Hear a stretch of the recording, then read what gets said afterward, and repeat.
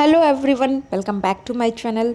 जैसे कि ये मेरे गार्डन के कुछ फ्लावर प्लांट अच्छी तरह से ब्लूमिंग हो रहे हैं और ये है जट्रोफा के प्लांट जिसमें ब्लूमिंग अच्छी तरह से हो रही हैं। और अभी गर्मी भी बहुत ज़्यादा हो चुकी है तो हमें अपने प्लांट्स के भी ध्यान रखना ज़रूरी हो जाता है। हालांकि इसके ऊपर मैंने ग्रीन नेट लगा रखे हुए हैं और ये हिबिस्कस में भी बहुत अच्छी तरह से ब्लूमिंग हो रही है। मेरे पास हिबिस्कस के कई सारे कलर हैं, वैरायटीज़ हैं, जिसको मैं फरवरी में हार्ड प्रूनिंग कर दी थी। उसके बाद इसमें पत्तियां आने के बाद अब कलियां आनी शुरू हो रही हैं। धीरे धीरे सारे मेरे हिबिस्कस के प्लांट्स में भी ब्लूमिंग होनी शुरू हो रही हैं।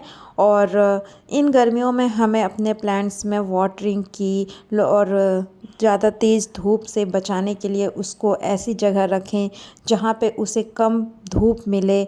तो ये सब बातों का ध्यान रखना ज़रूरी हो जाता है, तभी हमारे फ्लावर्स टिके रहते हैं और प्लांट्स भी ख़राब नहीं होते हैं। और इसमें कलियां भी अब बन रही हैं अच्छी तरह से, धीरे धीरे कलियां आनी शुरू हो गई हैं। तो इतनी तेज़ गर्मी में जब घर आंगन में फ्लावर्स खिलने लगता है तो देखकर खुशी होती है। और ये जो है गेंदे का, जो मैं इसके बीज फ्लावर मेरे पुराने पास थे, उसी के ही बीज से मैं इसे लगाई थी और ये अब अच्छी तरह से कलियां आनी शुरू हो गई हैं। हालांकि इसके ऊपर नीम के पेड़ का छांव हमेशा बना रहता है, तो यहाँ पास के जो पौधे होते हैं उसकी मिट्टी नमी बनी हुई रहती है, तो ये गर्मी से उतना ज़्यादा यहाँ पास प्रभावित नहीं होते। ठंडी ठंडी इनको छांव मिलते रहती है। अडेनियम को भी यहाँ अच्छी खासी धूप मिल जाती है और अडेनियम में भी फ्लावर लगातार बने हुए हैं। तो ये सभी फ्लावर्स जब अपने गार्डन में हम गर्मियों में भी खिलते देखते हैं तो सुकून मिलता है। और गर्मी में तो ध्यान रखना ज़रूरी हो जाता है अपने पौधे को। जैसे कुछ बातों का हम ध्यान रख सकते हैं इस तरह से मल्चिंग करके, और जैसे मूंगफली के छिलकों का मल्चिंग कर सकते हैं, तभी इसमें मधुमालती में अच्छी तरह से मधुकामनी में बहुत अच्छी तरह से इसमें भी ब्लूमिंग लगातार हो ही रही है और खुशबू भी बहुत अच्छी तरह से आती हैं ये सब पौधे लगाने से।